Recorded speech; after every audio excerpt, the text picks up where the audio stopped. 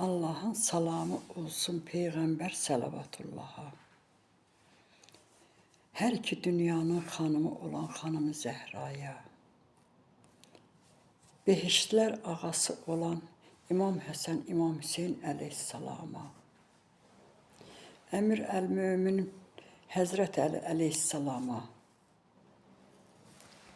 Bu günlərdə Əyyam-ı Fatiməyi günləri başlayıb. Bu gün münasibətilə bütün möminlər adından, seyidlər adından İmam Zaman ağaya başsağlığı veririk. Xanım Zəhra deyəndə biz nəyi başa düşürük?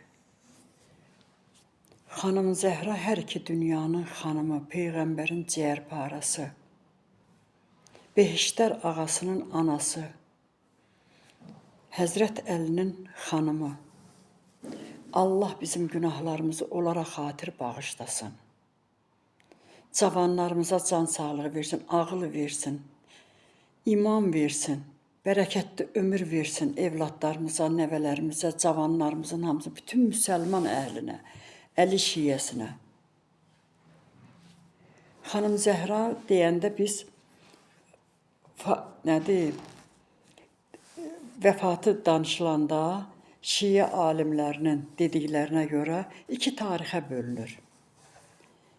Biri atası dünyasını dəyişəndən sonra, Peyğəmbər Salavatullah dünyasını dəyişəndən 75 gün sonra, bir tarixdə də 95 gün sonra.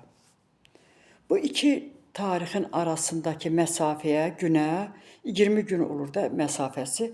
Əyyam-ı Fatiməyi deyirlər.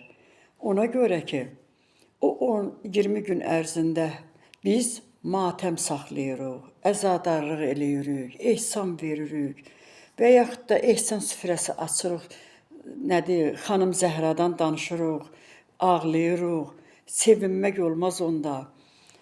Öz dərdimizlə Xanım Zəhra ilə baş-başa qalıb, ondan ötürü hər kim ki göz yaşı tökərsə, Allah Taala onun nə qədərinə günahlarından bağışlayar.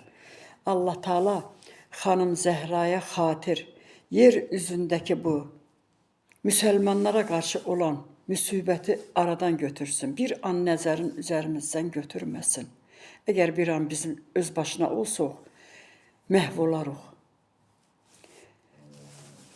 Bu əzadarlıq deyəndə ki, mən dedim ki, Xanım Zəhraya əzadarlıq saxlamağa, Allah Taala bütün verdiyimiz ehsanları qəbul eləsin. Xanım Zəhraya xatir bizim günahlarımızı bağışlasın. Xanım Zəhra ilə qonşu olaq.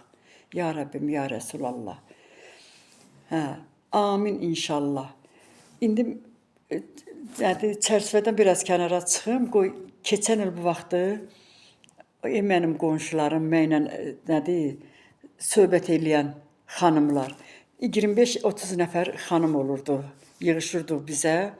Bu 20 günü biz orada hamımız cəmliklə hərə bir gün ehsan verdi. Oturub Xanım Zəhradan ötürü göz yaşı tökdük, ağladıq, dualar elədik, hədislər danışdıq gözəl-gözəl.